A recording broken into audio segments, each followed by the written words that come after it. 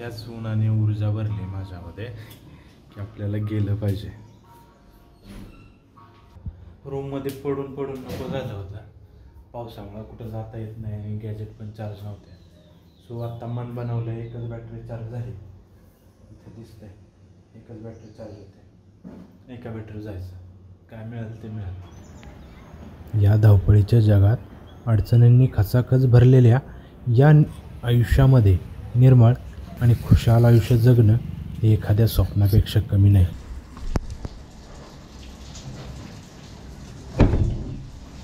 बरेच दिवस झालं चाललंय की कुठेतरी जायचं करायचं, पण पावसामुळं आणि कामामुळं काय जुळत नव्हतं. काय करावं म्हटलं, आता आज मिळाला वेळ तर निघावं.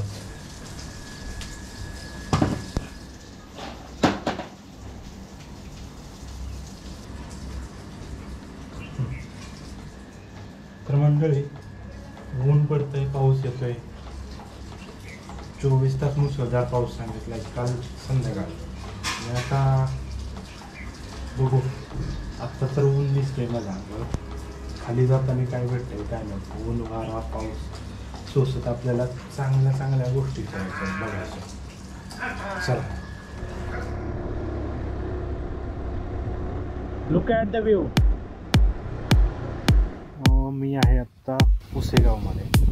पुसेगावच्या अलीकडचा एक पेट्रोल पंप आहे साताराच्या बाजूला. कसं आहे,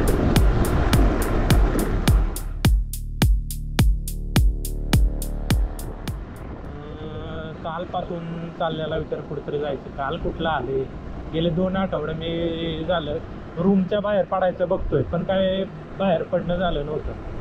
आज म्हणलं बाहेर पडायचं गाड्या, पाऊस असू काय असू, कुठं का व्हायना फिरायला जायचं. भले शूट करायला जमलं नाही तरी चालेल, फिरून यायचं.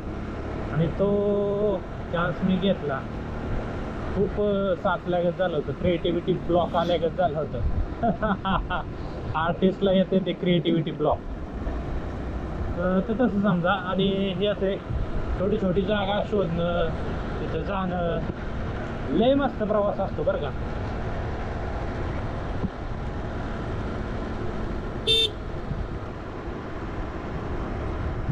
असे लोक हात करतायत मस्त की अनोळखी. मी आता साताऱ्यावरून पुसेगावला आलो, पुसेगाववरून बुधला, बुधवरून राजापूर, आणि आता पुढं सीतामाई मंदिर म्हणून कुठलं गाव आहे ते येत आहे. मी अपेक्षितही नव्हतं केलं की खटाव साईडला एवढं सुंदर जागा सुद्धा आहेत पावसाळ्यामध्ये. आणि तेच माझं लक्ष होतं की खटाव तालुका जे दुष्काळी भाग आहे त्या भागामध्ये जाऊन फिरायचं, पाहायचं, तिथल्या जागा एक्सप्लोअर करायच्या. इथे खिंड लागते, ही खिंड पास केल्यानंतर कुठलं गाव येणार आहे, दहिवडीची हद्द सुरू होते. खटाव तालुका संपतो इथून दहिवडी 23 किलोमीटर दाखवत आहे. आणि आता इथं कुठली गावं आहेत ती, बोधे, खोकडे आणि दहिवडी सरळ, बोधे राईटला, लेफ्टला खोकडे.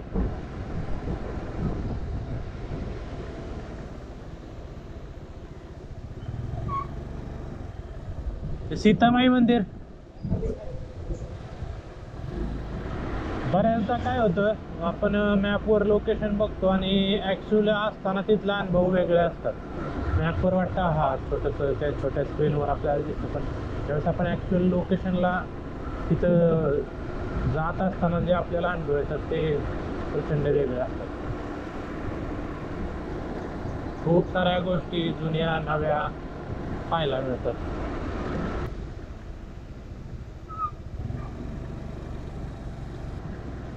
बोर्ड तिकडं लागलाय, पण जायचं इकडून बहुतेक.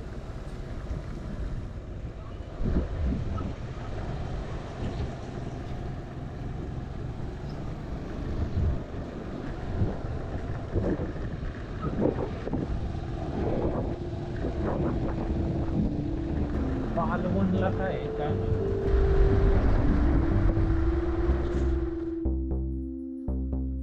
वावरं वजवून ठेवलेत, पेरणी केली की नाही काय माहित. पावसानं टाइमच नाही दिला ना. मी आत्ता अशा ठिकाणी आहे की इकडे दहिवडी 25-1 किलोमीटर आणि तिकडे फलटण 25-1 किलोमीटर. आज मी कुठं जातोय हे काय ठरवलं नाही. दहिवडीकडे जातोय, फलटणकडे जातोय. बघू आपल्याला कुठं जाता येत आहे. तिकडं काहीतरी गडवजा दिसतंय. हा तोच तातवडाचा तो किल्ला. कुठला बरं? त्याचीच ही डोंगर रांग. हा संतोषगड. हे कुळकजाई गाव आणि खंडोबाचं मंदिर.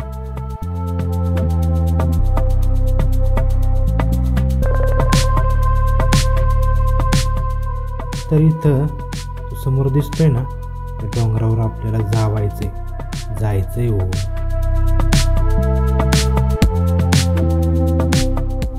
आईला घाट कुठला दिसतोय?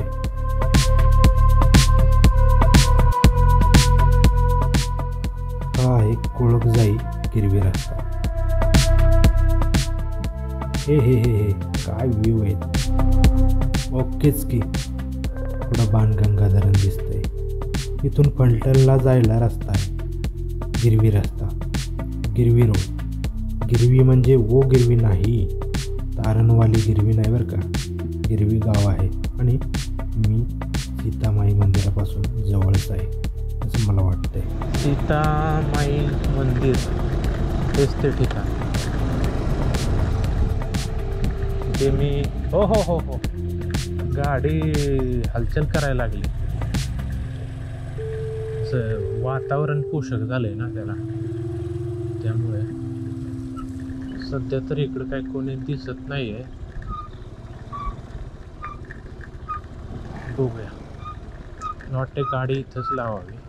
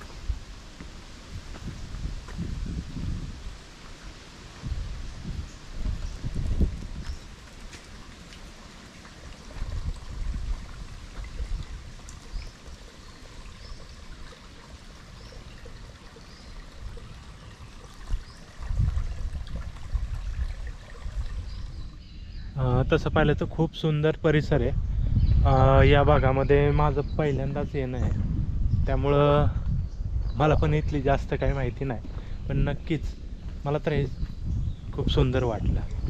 इथं काही जातीच्या ज्योती दिसत आहेत. इथं एक वडाचं झाड आहे. झाडं असली की जागा खूपच खुलून दिसतात, त्यापैकीच एक. आणि हे सीतामाईचं मंदिर समोरचं. हा इथला सुंदर परिसर आहे, झाडीने वेढलेला आहे. आणि इथं पशु पक्षी प्राणी सगळ्यांचे आवाज ऐकायला मिळतात. आणि थोडंसं उंचावर असल्यामुळं इथनं व्ह्यू पण खूप छान येतात. आता मी चाललोय या इथून दिसतंय आपल्या पाठीमागं, तिथं आहे तो कानिफनाथाचं मंदिर आहे तिथं. तर तिथं जायचं मला. आता ते वाडीतून जावं लागेल, फिरून जावं लागणार आहे. ठीक आहे, हरकत नाही. आणि तिथंच खाली आपल्याला अजून एक पॉईंट बघायला मिळणार आहे. बघूया आपण. आता पाऊस येण्यावर डिपेंड आहे. आला तर ठीक, नाही आला तर ठीक. चला, आपली वाट बघते इथं बायको. बाईक, बायको नाही, बाईक.